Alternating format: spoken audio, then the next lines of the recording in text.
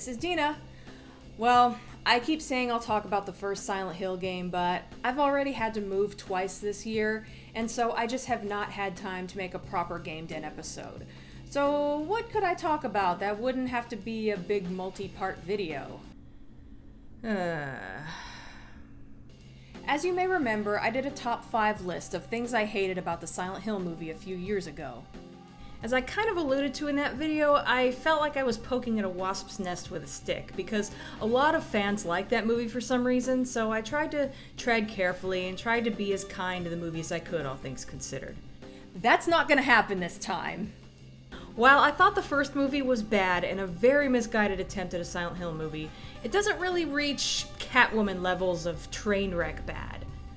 It's just all style and no substance, basically. It looks pretty, it has a great atmosphere, it's shot well, and the monsters look really good. But when you really break it down, it is a bad movie. But the sequel? This was a second attempt at a Silent Hill movie. It had a chance to learn from the first movie's mistakes and make things better. It couldn't go back in time and fix the first movie, but it could have been smart about it and just taken it in a better and more Silent Hill-like direction. Instead, it went the opposite way, completely into train wreck territory. Even fans of the first movie don't like the sequel. The movie is awful, period. I promise I'm not exaggerating, but in the theater, I laughed during a lot of it. I laughed! This is a movie that is based on a franchise that is generally deep, dark, somber, and quietly disturbing. And they missed the mark so far that the end result is hilarious. And I wish I could say I found it enjoyable in an ironic way because of that, but I don't. It just hurts my brain that they managed to fuck it up so bad. It's like I have to laugh so I don't cry. But what is it about this movie that makes it so bad? Well, I almost feel like I'm shooting fish in a barrel here, but like I did with the first movie, I'm narrowing it down to 5 overall points. And once again, yes, only 5, but they are 5 big things. Number 5. Yeah, a lot of the complaints I had about the first movie not only showed up in the sequel, but were cranked up to 11. One of the big ones is the lack of subtlety and a general feel of how this movie is just trying too damn hard. I mean, the first time Heather ends up in the other world, one of the first things we see is a living victim hung upside down while a butcher cuts a thick slice of flesh from his stomach and cooks it. And yes, I am actually censoring this for anyone who doesn't have the stomach for this level of gore, no pun intended. I still protest about an excess of gore and torture in anything Silent Hill related because I don't think it fits the general feel of the games that happened before the first movie. But also, it is completely gratuitous here. This happens right after Heather is watching a birthday party where people are eating burgers and then suddenly they're eating bloody viscera. What the hell is that supposed to symbolize? Unless Heather is an ethical vegan in this movie and thinks meat is murder, there's no reason for this imagery except that the director found it disturbing and threw it in because yay, gore. Other than that, there are flashbacks added of when Alessa was burned. I don't know if you noticed, but she actually doesn't move at all in the first movie, and we actually get to see her writhe in agony this time. Thanks, movie, that was totally necessary. Also, this time they added jump scares. Lots and lots of jump scares. None of which actually made me jump because they were set up in such obvious ways. I pretty much always saw them coming. It's like, oh, there's the Robbie the Rabbit costume for Silent Hill 3. I wonder when it'll suddenly turn its head and look at the camera. There we go. And then of course there's a silly Pop-Tart thing, which I think is supposed to make us jump and then laugh at ourselves for jumping. Well, it didn't work. It's just the most blatant example of this movie trying to scare us and failing. We're laughing at the movie and not with it. Oh, and I have to go on record as saying that I just don't like this 3D gimmick in general. I don't like having things shoved in my face, and a Silent Hill movie definitely doesn't need to have anything like that. Now, when Heather goes to the town and we see some of the ash falling in the foreground and some of it in the background, the 3D actually does add some depth, and it's kind of cool. But for the most part, it just used the 3D aspect to basically be all in your face, as obnoxious about it as possible, with dismembered body parts flying at the camera. You gotta be shitting me. Number 4. I've said this before, but one thing the first movie absolutely nailed was the visuals. The monsters looked great, the sets looked great, and it was generally shot well. You could tell that a lot of love and hard work was put into those aspects. Really, my main complaint about the first movie is that that's just not enough. It needed to have a good story and not rely on gore and shock so much. Silent Hill is not just about pretty visuals. But the second movie did not even have that going for it. Just about all the monsters from the first movie showed up again and looked just as good, but that's nothing new. Most other monsters are mainly regular people with messed up faces, again, usually used as jump scares. They looked convincing enough, it's just that it's not that impressive compared to what we saw in the first movie. Then we have the CG mannequin monster, which just looks very CG and unconvincing to me. Not to mention that it doesn't scare me, I just think it's obnoxious. I mean, I realize that it's made out of plastic, so maybe this is as realistic as it could have gotten, but it just doesn't work. I am speaking as someone with a pretty intense fear of spiders, and this thing just does not trigger that. Ironically, one of the monsters from Silent Hill 3 ended up being human for most of his part in Revelation. Of course, I'm talking about Leonard, who is actually brilliantly played by Malcolm McDowell. Hello, child. I'll get more into that later, but again, I'm not all that impressed by him as a monster once that happens. Although his face reminds me of the terror mask from Splatterhouse, which is kind of interesting. One thing this movie is lacking is the way the first one kind of reveled in the pretty environments. I actually really dig shots like this one. There's no dialogue here, just music and visuals, and you're just kind of left to just take it all in.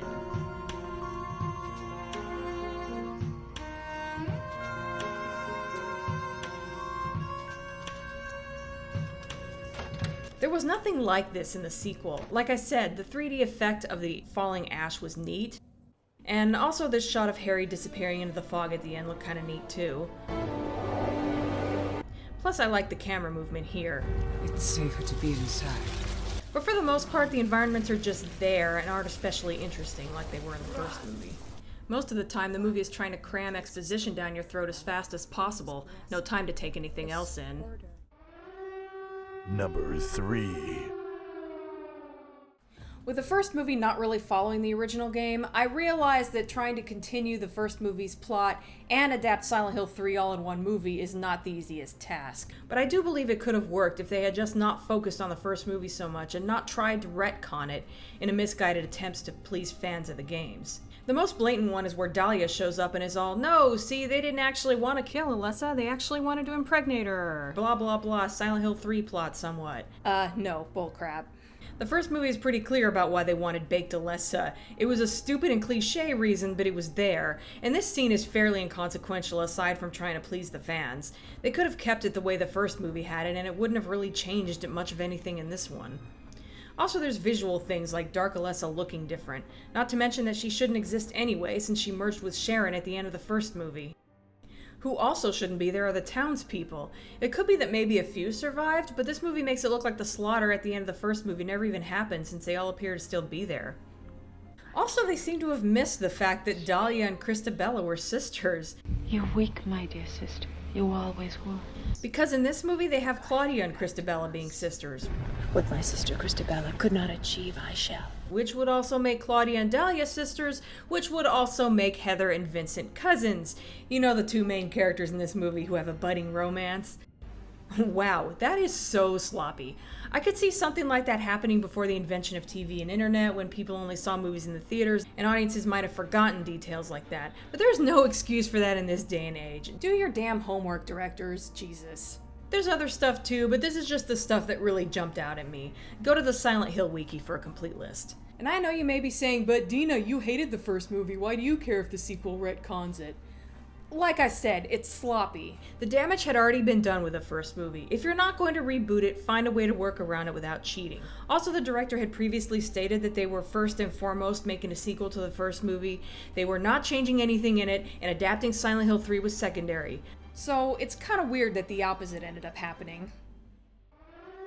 Number 2. I kind of let this one go when I talked about the first movie, but I guess it would have been number 6 on my list, since it was only the one character and I considered the other points to be more important. I'm talking about Dahlia and how they made up this completely different character and just slapped Dahlia's name on her. They hurt my child. They did terrible things to her. Which is weird, because Christabella is almost playing Dahlia's role in this movie. The demon! The demon! The demon taking that child's form. But for whatever reason, they wanted Alessa's mother to be a sympathetic character. Whatever.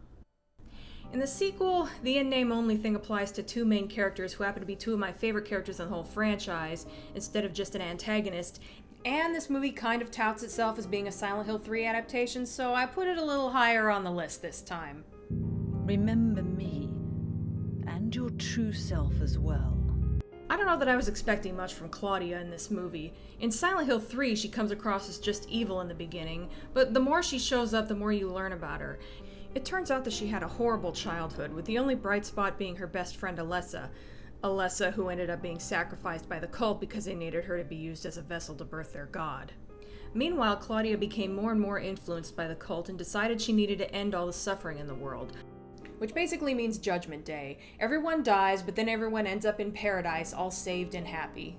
She makes this amazing speech toward the end where she admits that what she's doing to Alessa, who is now Heather, is horrible. And even though she thinks it's necessary, she also believes that she will not be forgiven, and she is totally okay with that. Even if it was to save mankind. It was too deep a sin. She's basically condemning her own soul to save everyone else's. Really heavy stuff. This is what I love about Claudia. She comes across as evil on the surface. Not only her appearance, but the fact that she has Harry Mason, Heather's dad and Silent Hill 1 protagonist, killed. But she turns out to be someone who really only wants to do good by other people, even if her methods are so misguided that it ends up having the opposite effect. I didn't expect her to have that kind of complexity in the movie, especially since they established in the first movie that Alessa didn't have any friends, and of course there was no mention of Claudia before her appearance in this movie. Your mind is corrupted by her darkness. So yeah, movie Claudia isn't all that interesting. She's got the fanaticism, and there's a scene where she's doing that Shakespearean monologuing like she does in the game. The god can only be born through your flesh. And I have to give Carrie-Anne Moss credit for managing to have a great presence and just projecting well. To cleanse the world of its sins. Not unlike Claudia in the game did. But she's lacking the depth of the character from the game. She's basically Claudia from Silent Hill 3 before we learn anything about her. Also, she's been aged up since she's supposed to be old enough to be the mother of Heather's love interest. Oh yeah, I am definitely gonna go into that later. The effect is that she kind of looks like a Halloween witch. No offense toward Carrie-Anne Moss at all. She looked totally hot in the Matrix movies, but that long frizzy white hair is not doing her any favors. Also, rather than wearing the black coat and long skirt combo from the games, she's wearing this floor-length white gown, which is really similar to an early character design for Claudia in the game. Not sure why they went with that. It's actually really nice looking, it has a lot of neat little details on it, but she kind of looks like she's on her way to a Renaissance fair or something. It's a little weird. Not necessarily bad, but weird. Don't even get me started on her being the missionary, though actually I'm gonna get into that later too. Leonard. Hello, child. By the way, Leonard also gets the in-name only treatment. A lot of fans were annoyed by the fact that he was human, but I never thought he was actually a monster in the game anyway. That's just how Heather saw him, since he didn't actually show himself until after he started showing the monstrous side of his personality through his monologue. Leonard? Is that you? Death to all who turn their backs on God! It ties into this famous comment by Vincent. Monsters? They look like monsters to you? So yeah, I'm okay with Leonard looking human. In fact, with it being Malcolm McDowell, I can see why they'd want to show his face. Now, I see the truth of you. You're a demon! You must be destroyed! I was actually kind of jazzed about him playing Leonard when I first heard about it, mainly because I thought he would be playing Leonard from the games. You know, that really fanatical guy with a scary voice who is all death to the non-believers? Heretic! You plan to destroy God! I told you I wasn't trying to trick anyone. I know the voice actor kind of hammed it up, but I honestly felt it suited the character. Same with Claudia. They're both kind of dramatic and Shakespearean. I was appointed by God to be its guardian! Malcolm McDowell playing that guy would have been awesome. Instead, he's a messed up, crazy blind guy who Claudia has locked up and experimented on. My old daughter says I'm corrupted by the darkness. She says that I'm a monster. She's far worse than I am. He's actually an okay character in his own right. Definitely creepy, but... Come closer so I can touch you. I don't think so. I really wish they'd followed Silent Hill 3 with this one. Sorry, I didn't mean to scare you. Sorry, what? Are you okay? Also, I'll really quickly mention Douglas. I actually liked him during the small amount of screen time he got. He's maybe a little young, but he just kind of reminds me of Douglas from the game somehow. My name is Douglas Cardlin. I'm a private investigator. Unfortunately, they try to have him cram in a lot of exposition in a small amount of time, and then he immediately gets killed off. So, yeah, way to go, movie. They really could have just left him out. Well, I'm saving the worst for last. Here goes. As I've mentioned in the Game Den episode of Silent Hill 3, and probably at some point in the horror cast, I love Vincent. As I've said, he and Claudia are two of my favorite characters in all of Silent Hill. He doesn't have that kind of depth that Claudia has, and he definitely doesn't garner much sympathy, but he's just a really fun character. I fear her, and I adore her, but I haven't lost my mind like you.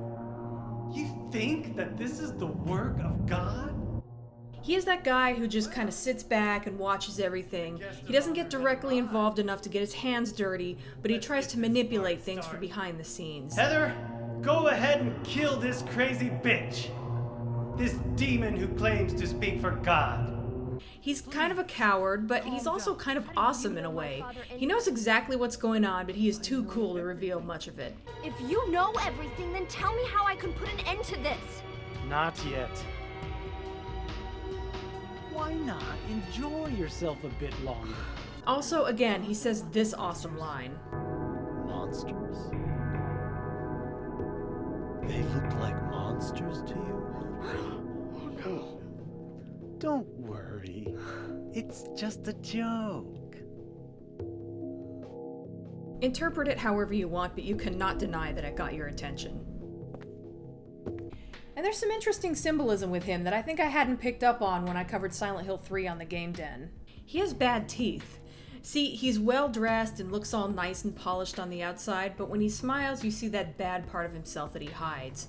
Also, his eyes are weird. One looks at the camera or Heather, and the other looks in a different direction. Also, one pupil is bigger than the other. So yeah, Vincent is not a deep and complex character like Claudia, but he is intriguing. Wait! I'm not finished talking! You know what's not intriguing? A teenage love interest. Are you kidding me? I can't follow that. Okay, I'll be fair. He's not as bad in the movie as I thought he was gonna be. Before the movie came out, they were describing Vincent as being a guy from Heather's school, and I expected the worst. But it turned out that he is at least a cult member in the movie, so Heather has reason not to trust him. But of course, he is still a 17-year-old kid, he's still a love interest, and the movie tries to make him into a whoopee with how he's so tortured but still a good person, blah blah blah. The funny part is that the director apparently thought this was an improvement. Apparently he just thought of Vincent in Silent Hill 3 as someone who didn't really do much of anything, and that he used this as an opportunity to do something more interesting with him. So this? It's just endless realities all piled on top of each other. Some people see monsters, other people just see people. And they locked him up for that? My mother had him committed. Is more interesting than this. Monsters? They look like monsters to you? I got nothing. Number 1. Okay, this is sort of the in-name only argument again, but there's way more to it. I'm not going to go into why Pyramid Head shouldn't be in anything outside of Silent Hill 2, because not only have I already covered it, I've pretty much run it into the ground. But if you really want to know my thoughts on that, go watch the video I made about the first movie, starting at about 7 minutes in. Also, he was in the first movie, so I sorta get them bringing him back for the sake of continuity. Even though he's basically replacing Valtiel, and I would rather have seen him in the movie, I still sorta get it. But they basically made him a good guy. And again, I sorta get him being Alessa's protector. The first movie made it seem like he's being controlled by Alessa, or his actions were triggered by her emotions, something like that. But that doesn't make it any less fucking stupid. I mean, the creature that was originally created to symbolize a man's sexual frustration is now a young girl's protector. Does no one see anything wrong with that? But yeah, Pyramid Head is Godzilla now. He can just be on either side. Maybe in a third movie they'll have a giant Pyramid Head trampling buildings and fighting Mecha Pyramid Head in Tokyo. Why the hell not? It wouldn't be much stupider than what they did with him in this movie. Speaking of Pyramid Head fighting other monsters, oh boy. Well, first let me talk about the missionary. Wait, not that one. Yeah, that one. Instead of Claudia sending the missionary after Harry, like in the game, in the movie Claudia is the missionary, which doesn't make sense because if she's the leader of this cult, why is she doing all her own dirty work? That means that she went out and killed Douglas herself and stalked Heather all the way back to Silent Hill, despite the fact that none of the cult members are supposed to be able to leave Silent Hill, hence why Vincent had to get that nifty tattoo. This movie can't even follow its own story, let alone the story of the first movie or Silent Hill 3. But really the main issue I have with The Missionary is that it doesn't look like anything that could have come out of Silent Hill. It's just completely the wrong style. It's too humanoid looking, it kind of looks like a dominatrix, and from what I can tell, it doesn't really symbolize anything. However, it does look like whoever designed it was a big Hellraiser fan. She basically looks like an amalgam of various female Cenobites. It's just not that interesting of a design. Although I get where they're going with her in a way. On one hand, you have Pyramid Head, who is really big and slow-moving with a really big blade. So to offset that, you have the missionary, who is smaller and faster, and while she also has a blade, it's not as big as his. But here's where the shit really hits the fan. The whole movie has been leading up to this epic battle at the end.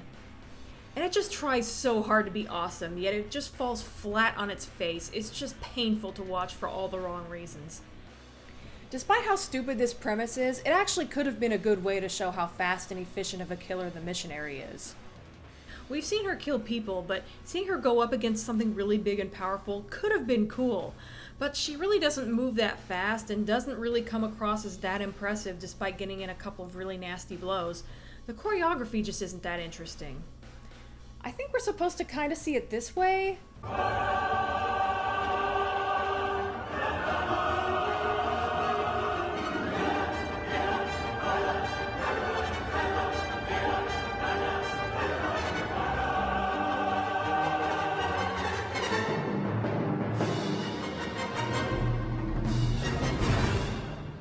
I honestly just see it like this. Pyramid Head, I choose you!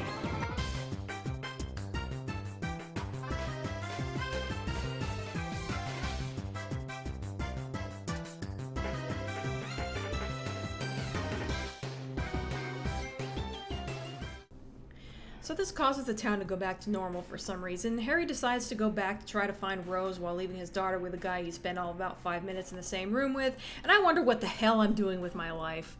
Oh, and Travis shows up in a really blatant way, and we see the bus carrying Murphy from Downpour go into the town at the end because cameos! So that's what I hate about Silent Hill 3D in a nutshell.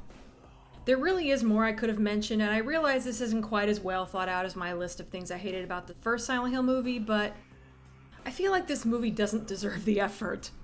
As for things I liked about the movie, they're pretty inconsequential. I liked Heather's outfit. No, seriously, it's actually an improvement over the one in the game.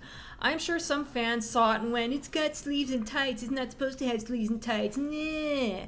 Well, it actually makes a hell of a lot of sense. Silent Hill 3 had Heather running around in the fog and snow in a sleeveless top and a miniskirt. At least now she's covered. Also, I like how the jacket is fitted instead of being all puffy. The one from the game isn't really that flattering. Also, I thought Adelaide Clemens did a great job with what she was given. Why me? I don't think she bears a striking resemblance to Heather, as a lot of people seem to think, but that doesn't really bother me. I think it's kind of neat seeing a flashback of Harry killing the cult member that tried to attack them, which did happen in the continuity of the games, but we only read about it, we never actually got to see it. Harry used a gun instead of a knife, and Heather was a lot younger at the time, but this works just as well. I actually think the stabbing bit is kind of badass. Go Harry! I already mentioned that I like Douglas for all the difference it makes. And I also already mentioned that I thought Carrie Ann Moss did a really good job with what she was given for Claudia. And that's about it. Other than occasionally going, oh, that's kind of neat, there's nothing I really like about this movie. God, I hope I get to talk about the first Silent Hill game next year. Well, that's it for now. See you next time.